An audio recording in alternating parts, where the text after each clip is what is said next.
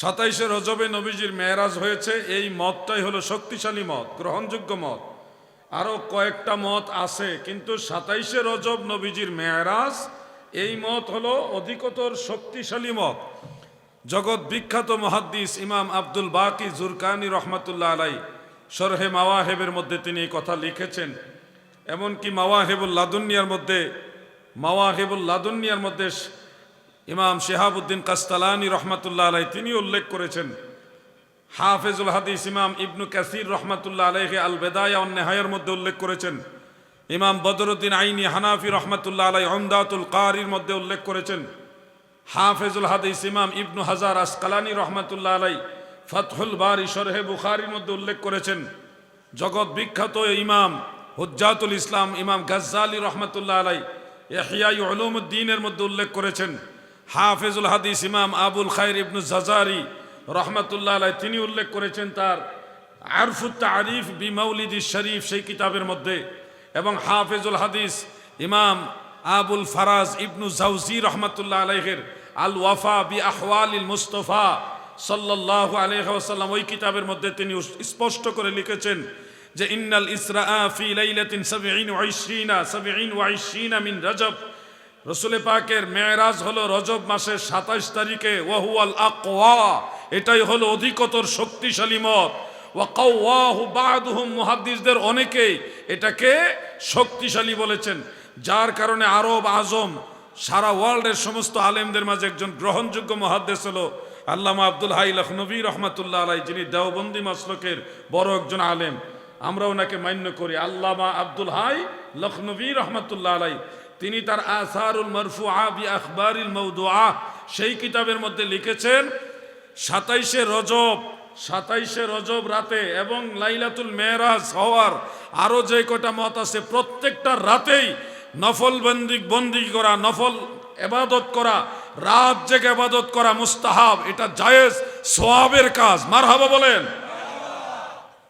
মুহাদ্দিসরা সবাই এই ব্যাপারে মোটামুটি একটা ফাইসালা দিয়ে গেছেন, কিন্তু হঠাৎ মৌলবী যারা, হঠাৎ শায়েক যারা হয়েছে, সলিমুদ্দিনের ফোলা কলিমুদ্দিন, বাপ দাদার নাম নাই, সানমুল্লার বিয়াই, সে বলবে শবে মেরাজ কোন মাসে হয়েছে ঠিক নাই, কত তারিখ হয়েছে এটা গ্যারান্টি নাই, 27শে রজব শবে মেরাজ নাও হইতে পারে, অন্য মতো আছে। মানে আপনার ভিতরে একটা কনফিউশন ঢুকিয়ে দিবে, যেন আপনি নামাজ না পড়েন, যেন আপনি বিশেষ কিছু ইবাদত না করেন।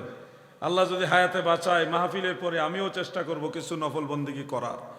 আমারও নিয়ত আছে, আমি প্রতি বছর চেষ্টা করি। আগামীকাল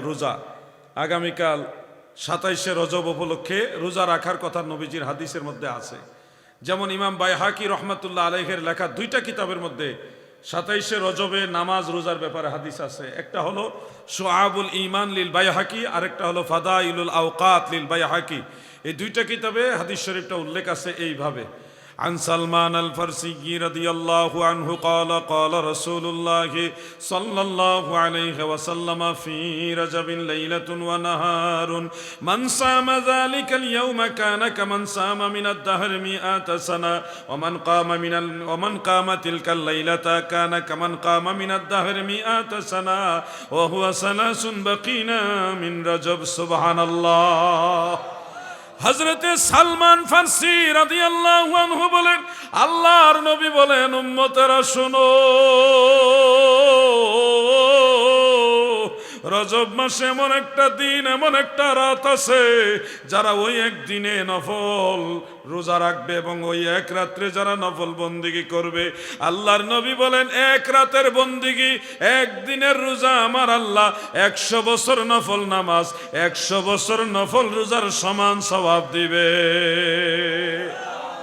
সেই দিনটা হলো রজব মাস 3 দিন বাকি থাকতের দিন, অর্থাৎ 27শে রজব নামাজ পড়া, 27শে রজব রোজা রাখার কথা হাদিসে আছে।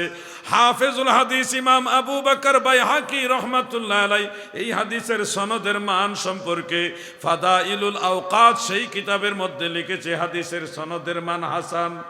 এবং এর সমর্থনে হযরত আনাস ইবনে মালিক রাদিয়াল্লাহু আনহু থেকে আরেকটা রওয়ায়াত আছে, এটা দুর্বল সনদ, এটা শুআবুল ঈমানের মধ্যে উল্লেখ।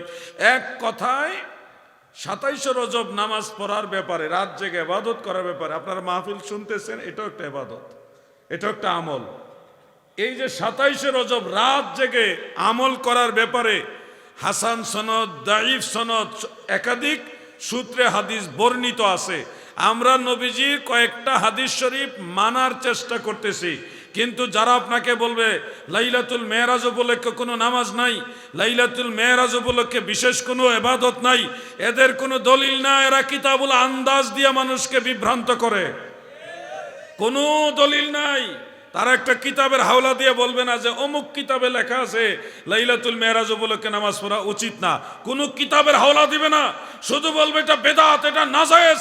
আমি স্পষ্ট ভাষায় বলি, যারা মানুষের আমল নষ্ট করে, যারা নবীর হাদিস থাকার পর এটা অস্বীকার করে, এরা কখনো নবীর দলের লোক হতে পারে না। ঠিক কিনা বলে?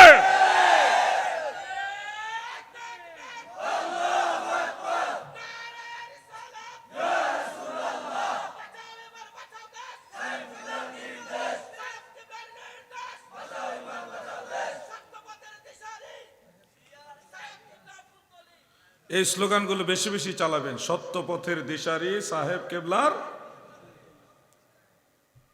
সাহেব কেবলা বাণী এরকম বলতে পারেন, সাহেব কেবলা ফুলতলি বলতে পারেন, যেভাবে ছন্দ মিলে শব্দের সাথে ম্যাচিং করে। শুনুন, আমি এই কথাগুলি বলার পেছনে আমি ভূমিকাও দেই নাই।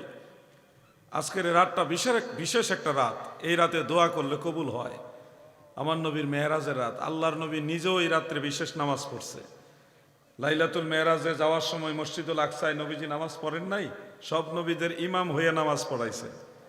নবী তুমি ইমামুল আম্বিয়া, নবী তুমি খাতামুল আম্বিয়া, তোমার জন্যই বানায়াছে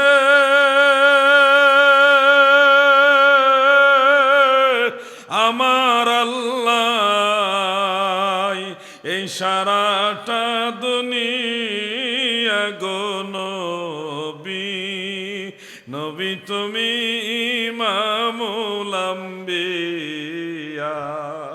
আসুন মেরাজের রাত আমরা আরো দুই একবার দুরূদ শরীফ পড়ি, একটু পরে পরে জিকির করব, দুরূদ শরীফ পড়ব, আমলও চলবে, ওয়াজও চলবে। একসাথে জিকির করলে সবাই বসবেন না, একসাথে দুরূদ শরীফ পড়লেও বেশিক্ষণ বসবেন না, হয়তো চলে যাবেন।